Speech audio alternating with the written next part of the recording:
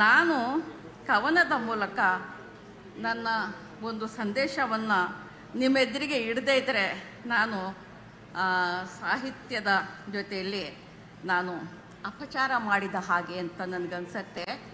ನಾನು ನನ್ನ ಒಂದು ಕವನವನ್ನು ನಿಮ್ಮ ಎದುರಿಗೆ ಓದಲಿಕ್ಕೆ ನಿಮ್ಮ ಅನುಮತಿಯನ್ನು ಕೋರ್ತೀನಿ. ಇದು ಈಗ ಬರೆದಿದ್ದಲ್ಲ, ನಾನು ಸುಮಾರು 10 ವರ್ಷದ ಹಿಂದೆ ಬರೆದಿದ್ದು ಪ್ರಕಟ ಆಗಿದೆ. ಇದರ ಹೆಸರು ಬಾಗಿನ ಅಂತ. ಒಬ್ಬ ಮುಸ್ಲಿಂ ಹೆಣ್ಣುಮಗಳು ಬಾಗಣ್ಣನ ಎಡಹೆಗಲಿನ ವಲ್ಲಿಯೊಡನೆ ಮಣ್ಣಿನ ಗುಣ ಹೀರಿದ್ದ ನಾನು ಬಾನುವಿನಿಂದ ಜಯ ಆಗಿದ್ದು ಹೀಗೆ. ಯಾವುದೇ ಗೋಡೆಗಳಿರಲಿಲ್ಲ ಬಿಡಿ, ಪ್ರೀತಿಯ ಒಳವರತೆಗಳು ಜಿನುಗುವುದು ಹೀಗೆಯೇ ನೋಡಿ. ಸಾಬರ ಮಗಳು ಸಾಬರ ಸೊಸೆಗೆ ಜೀವ ತುಂಬಿದ ಹಸಿ ಮಣ್ಣಿನ ಬಾಗಿನ ಜಯ. ನಡೆಯವ ಹಬ್ಬಕ್ಕೆ ಅರಿಶಿನದ ಎಲೆ ಕಡುಬು. ಗಂಡನ ಮನೆಯ ಕಸೂತಿ ನೆರಿಗೆಗಳ ಸದಾ ಚಿಮ್ಮುತ್ತಿದ್ದರೂ ಎದೆಯಾಳದಲ್ಲಿ ಪಿಸುಗುಟ್ಟಿದ್ದು ಆ ಎಲೆ ಹಸಿರು ವಾತ್ಸಲ್ಯವ ನೇಯ್ದ ಸಾದಾ ಸೀರೆ.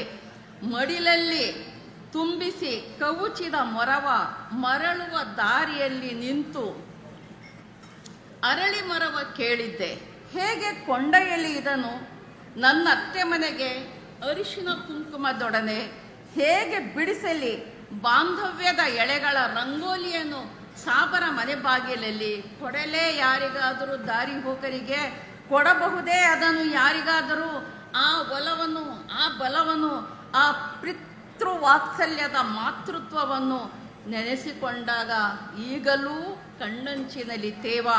ಮೊರದ ತುಂಬ ಬದುಕಿನ ಹಸೆಯ ಬರೆದ ಬೇಸಿಗೆ ಹಕ್ಕಿಗೆ ವಿದಾಯ.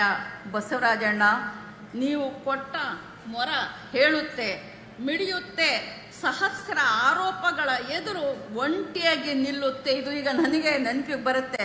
ಸಹಸ್ರ ಆರೋಪಗಳ ಎದುರಿಗೆ ಬಸವರಾಜಣ್ಣನ ಪ್ರೀತಿ ವಾತ್ಸಲ್ಯ ನನಗೆ ಜೊತೆಯಾಗಿ ಒಂಟಿಯಾಗಿ ನಿಲ್ಲುತ್ತೆ. ದ್ವೇಷದ ಎಲ್ಲ ಭಾಷೆಗಳನ್ನು ಕವುಚಿ ಹಾಕುತ್ತೆ. ಮುಂಜಾವಿನ ಹೊಂಬೆಳಕಿನೊಂದಿಗೆ ಪ್ರೀತಿಯ ನಿರ್ಮಲ ಅಲೆಗಳು ಮೊರದ ತುಂಬ ತೂರುತ್ತಿರುತ್ತವೆ. ನನ್ನ ಕೆಲವು ಮಾತುಗಳನ್ನು ಮತ್ತು ನನ್ನ ಒಂದು ಕವನವನ್ನು ಕೂಡ ಸಹೃದಯತೆಯಿಂದ ಕೇಳಿದ ನಿಮ್ಮೆಲ್ಲರಿಗೂ ಕೂಡ ನನ್ನ ನಮನಗಳು. ನಮಗೆ ನಮ್ಮ ಸಂಸ್ಕೃತಿ ನಮ್ಮ ಬೇರು, ಸೌಹಾರ್ದ ನಮ್ಮ ಶಕ್ತಿ, ಆರ್ಥಿಕತೆಯೇ ನಮ್ಮ ರೆಕ್ಕೆ. ವಿಶ್ವಕ್ಕೆ ಶೈಕ್ಷಣಿಕವಾಗಿ, ಆರ್ಥಿಕವಾಗಿ, ಔದ್ಯೋಗಿಕವಾಗಿ ಭಾರತದ ನೆಲೆಯಲ್ಲಿ ನಮ್ಮ ಯುವ ಶಕ್ತಿಯೊಂದಿಗೆ ಸೇರಿ ಮಾನವೀಯ ಮೌಲ್ಯಗಳ ಪ್ರೀತಿಯ ಹೊಸ ಸಮಾಜವನ್ನು ಕಟ್ಟೋಣ. ಅದರಲ್ಲಿ ಎಲ್ಲರಿಗೂ ಸಮಪಾಲು ಸಮಬಾಳು ಇರಲಿ. ನಮ್ಮ ಬಾಬಾ ಸಾಹೇಬ್ ಅಂಬೇಡ್ಕರ್ ಅವರ ಸಂವಿಧಾನದ ಒಂದು ಚಿಗುರು ನಮ್ಮ ಎದೆಯಲ್ಲಿ ಚಿಗುರು ಒಡೆಯಲ್ಲಿ ಅನ್ನತಕ್ಕಂಥ ಮಾತನ್ನು ಹೇಳ್ತಾ